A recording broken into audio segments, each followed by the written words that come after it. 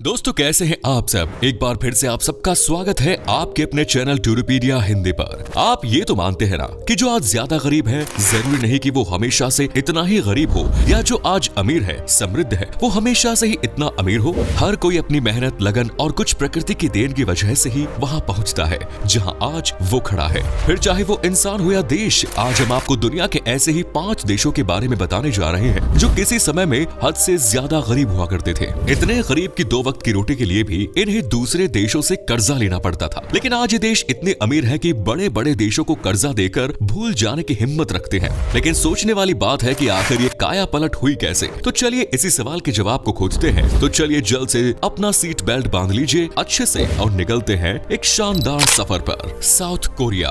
दोस्तों काया पलट के मामले में 5वें नंबर पर आने वाला साउथ कोरिया एशिया के समृद्ध देशों में शुमार है। गरीबी को पीछे छोड़ आज ये देश इतना अमीर है कि इसकी इकोनॉमी दुनिया में 10वें पायदान पर खड़ी हुई है। सैमसंग का मोबाइल तो आपने कभी न कभी यूज किया ही होगा, शायद आपको ना मालूम हो, लेकिन सैमसंग दक्षिण कोरिया की ही कंपनी है। इसी तरह ह्यूंडई और घर घर में इलेक्ट्रॉनिक सामान पहुंचाने वाली LG कंपनी भी साउथ कोरिया की ही कंपनी है। आज भले ही ये देश अमीरों की लिस्ट में शामिल हो, यहाँ के लोग रईसों जैसी जिंदगी जी रहे हैं, लेकिन 1950 से पहले तक यहाँ कुछ भी ऐसा नहीं था। 20वीं सदी तक दूसरे देशों के अधीन रहने के बाद भी दक्षिण कोरिया ने अपनी संस्कृति को बनाए रखा, जो आज भी उसी खूबसूरती के साथ बरकरार है। 20वीं सदी में ये देश जापान से आजाद होने के साथ साथ कोरिया से भी आजाद हुआ था। ये तो सभी को पता है कि पहले दक्षिण कोरिया और उत्तर कोरिया एक ही देश हुआ करते थे, लेकिन बाद में जापान से आजादी के साथ साथ ये दोनों एक दूसरे से भी अलग हो गए। इसके बाद 1950 से 1953 तक कोरियन वॉर चला, जिसके चलते इस देश की हालात बद से बदतर थी।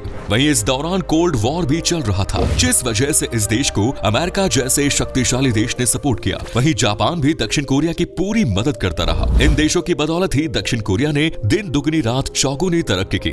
आज इस देश के प्रोडक्ट्स दुनिया भर में सप्लाई किए जाते हैं, क्योंकि दक्षिण कोरिया जानता था कि भविष्य को मजबूत बनाना है तो वर्तमान को मजबूती देनी होगी। इस देश ने भविष्य को मजबूती देने के लिए शिक्षा पर पूरा जोर दिया। यूं तो इस देश की ऑफिशियल लैंग्वेज कोरियन है, लेकिन यहाँ अंग्रेजी में भी शिक्षा दी जाती है। इस देश में युवा और स्किल्ड कामगारों की संख्या बहुत ज्यादा है, क्योंकि आज भी इस देश में सबसे ज्यादा खर्च एजुकेशन पर ही किया जाता है। इस समय तक देश धीरे धीरे विकास कर रहा था, लेकिन जब 1961 में पार्क chung hee ने सत्ता संभाली और सत्ता सेना के हाथों में गई, तब इस देश ने बुलेट ट्रेन की रफ्तार से तरक्की की। रोजगार बढ़ाने के लिए टैक्स में कमी कर दी गई। लोगों को ज्यादा से ज्यादा लोन दिया जाने लगा ताकि वो अपना रोजगार खोल सके और दूसरों को भी रोजगार दे सके। छोटी छोटी कंपनीज को इंटरनेशनल लेवल पर ले जाने की जंग शुरू हुई। इतना ही नहीं, सरकार ने प्राइवेट कंपनीज के साथ मिलकर देश में केमिकल फैक्ट्रीज और इंडस्ट्रीज भी खोले। इस देश को कॉस्मेटिक कैपिटल भी कहा जाता है, क्योंकि यहाँ के कॉस्मेटिक्स की क्वालिटी सबसे बेस्ट होती है।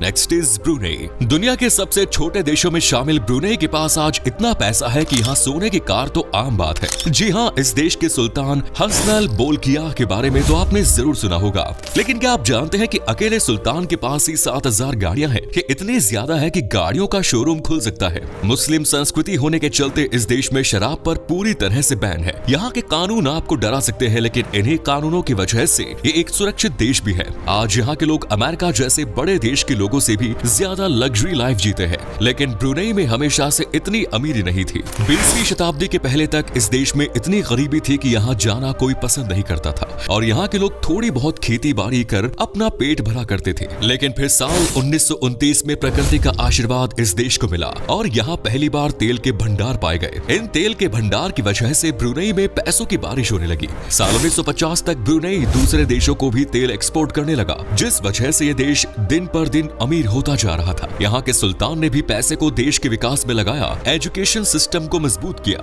इंफ्रास्ट्रक्चर को मजबूत किया। साल 1960 से 1970 में इस देश की चांदी ही चांदी हो गई। दरअसल इस समय यहाँ कई नेचुरल गैस के रिसोर्सेज भी पाए गए, जिनकी बदौलत इस देश ने बहुत तेजी से तरक्की की। पैसा आते ही इस देश के ठाट बिल्कुल बदल गए। जहाँ कभी चलने को साइकिल नहीं थी, वहाँ आज ऑडी और BMW जैसी कारें टैक्सी की तरह यूज की जाती है। यहाँ की हेल्थ फैसिलिटीज देख तो आप चकरा ही जाएंगे। साथ ही इस देश का एजुकेशन सिस्टम इतना मजबूत है कि लोगों के पास रोजगार की कमी नहीं है, जिस वजह से वो मन चाहा पैसा कमाते हैं और मन भर के उड़ाते हैं। अमीरों के इस देश में आज के समय में गरीबों की संख्या ना के बराबर देखने को मिलती है, क्योंकि यहाँ हर कोई अमीर है। वैसे आपको बता दें कि हेल्थ के लिए इस देश के लोग काफी सजग होते हैं। यही कारण है कि यहाँ आपको फास्ट फूड देखने को नहीं मिलता और इस देश में एक ही मैकडोनल्ड है जो अक्सर खाली नजर आता है। Next is Norway. समुद्री लुटेरों, बर्फ पर होने वाले खेलों और खड़ी चट्टान वाले समुद्री स्रोतों के लिए मशहूर नॉर्वे यूरोप की इकलौती अर्थव्यवस्था है जहां के नौजवानों की आर्थिक स्थिति पिछली पीढ़ी से बेहतर है। इस देश में हर एक नौजवान अमीर है, लेकिन नॉर्वे के पास भी एक जमाने में कंगाली आ गई थी। ये बात है 20वीं सदी की,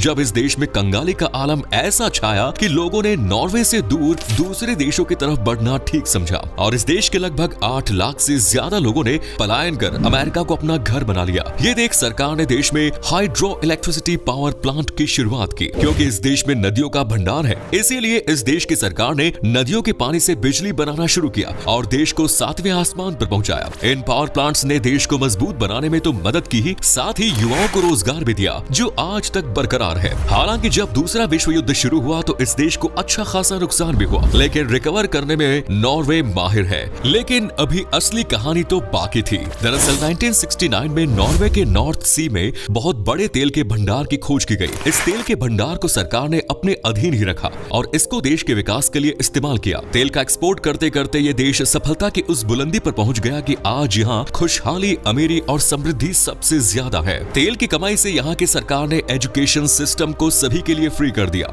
अगर आप किसी दूसरे देश से भी यहाँ पढ़ने को जाते हैं तब भी आपको यहाँ पैसा खर्च करने की जरूरत नहीं है। इतना ही नहीं, इस देश के नागरिकों को मेडिकल फैसिलिटीज भी फ्री में मिलती है। आपको बता दें कि इस देश की सरकार ने अपने पैसे को अलग अलग कंपनीज में इन्वेस्ट करके रखा है, जिससे आने वाले टाइम में तेल रिसोर्सेज भले ही खत्म हो जाए, लेकिन नॉर्वे के लिए ये बिल्कुल भी आसान नहीं था, क्योंकि ये उन देशों में शुमार है जहाँ विकास करना एक चुनौती जैसा है। फिर भी नॉर्वे ने ये बताया कि इरादा पक्का हो तो क्या कुछ नहीं हो सकता, जिसकी वजह से आज ये देश सिर्फ अमीर ही नहीं बल्कि सबसे ज्यादा खुशहाल भी है। Next is Switzerland. दुनिया में स्वर्ग अगर कहीं है तो वो है स्विट्जरलैंड। दुनिया के बेहद खूबसूरत देश स्विट्जरलैंड मध्य और दक्षिणी यूरोप में स्थित एक छोटा सा देश है। इस देश का नाम सुनते ही लोगों के मन में यहाँ जाने की इच्छा जाग उठती है। हर रोज यहाँ पर्यटकों का जमावड़ा लगता है। ये देश आज अमीरी के मामले में अच्छे खासे देशों को भी पछाड़ता है, लेकिन यहाँ भी हमेशा से ऐसा नहीं था। एक समय था जब स्विट्जरलैंड पैसे की तंगी से जूझ रहा था। बेरोजगारी, आर्थिक तंगी और अच्छे लाइफस्टाइल के लिए स्ट्रगल करने वाले इस देश की कहानी काफी मजेदार है, क्योंकि ये देश शुरू से ही अपने शांति प्रिय नेचर के लिए जाना जाता है। यहाँ लोग एक दूसरे से झगड़ने की जगह उनकी मदद करना पसंद करते हैं। यहाँ ना तो खाड़ी देशों की तरह तेल है और ना ही खूब सारी नदियाँ जो इस देश को अमीर बना सकती थी। इसीलिए इस देश ने आराम से काम किया।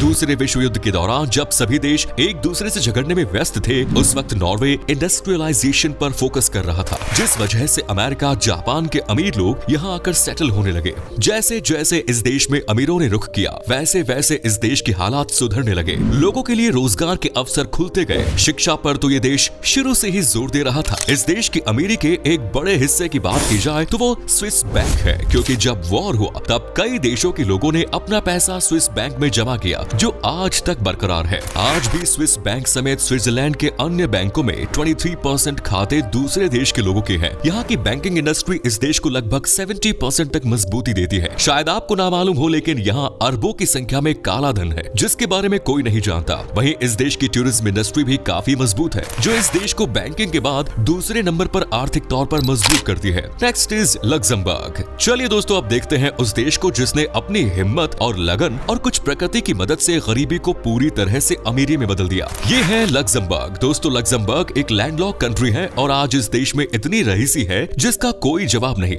आप भी इस देश की संपत्ति के बारे में सुनकर हैरान हो जाएंगे। यूरोप का सबसे अमीर देश लक्जमबर्ग दुनिया में कतर के बाद दूसरा सबसे अमीर देश है। लगभग 5,25,000 की आबादी वाले इस देश की जीडीपी पर कैपिटा इनकम $1,05,000 से भी ज्यादा है। लेकिन 18वीं शताब्दी से पहले इस देश के लोग खेती बाड़ी कर अपने घर को चलाया करते थे। रहने को पक्के मकान नहीं थे, घूमने को गाड़ियां नहीं थी। लेकिन 19वीं शताब्दी में जब इस देश में लोहे की खदानें खोजी गई, तभी से इस देश की काया पूरी तरह से पलट गई। यहीं से इस देश में पैसों की बारिश हुई और यहाँ जल्द ही स्टील का काम शुरू शुरू हो गया। लोहे की खदान मिलने के बाद इस देश ने कृषि से शिफ्ट होकर स्टील के एक्सपोर्ट पर ध्यान दिया और धीरे धीरे ये देश बड़े पैमाने पर स्टील की सप्लाई करने लगा। साल 1914 तक ये देश स्टील के प्रोडक्शन और एक्सपोर्ट के मामले में 6वें नंबर पर आ चुका था। लेकिन तभी कुछ एक्सपर्ट्स ने कहा कि इस देश की लोहे की खदानें जल्द ही खाली हो जाएंगी। तभी इस देश की सरकार ने नई ट्रेड पॉलिसीज बनाई और बड़ी बड़ी कंपनीज को कम टैक्स का लालच देकर अपने देश में इनवाइट किया। यही कारण है कि आज सबसे बड़ा बैंकिंग सेक्टर और इन्वेस्टमेंट कंपनीज लग्जमबर्ग में ही है। जैसा एक्सपर्ट्स ने कहा था, ठीक उसी तरह साल 1980 तक इस देश के आयरन माइंस खाली हो चुके थे। लेकिन तब तक ये देश काफी आगे बढ़ चुका था, इसलिए आज कोई नेचुरल रिसोर्स यहाँ नहीं है। फिर भी अमीरी के मामले में देश किसी से पीछे नहीं। तो दोस्तों, ये थे दुनिया के वो 5 देश जो कभी बेहद गरीब हुआ करते थे, लेकिन आज सफलता की ऊंचाइयों को छू लिया है। उम्मीद है आपको हमारी आज की वीडियो अच्छी लगी होगी। नीचे कमेंट्स में जरूर बताएं कि आज की वीडियो में आपको कौन सा देश की कहानी सबसे अच्छी लगी और क्या कभी आप घूमने गए हैं इन देशों में। तो आपका एक्सपीरियंस हमारे साथ शेयर जरूर करें। साथ ही इस वीडियो को अपने दोस्तों और रिश्तेदारों के साथ शेयर करना ना भूलें। हमारे चैनल को भी सब्सक्राइब करें। धन्यवाद।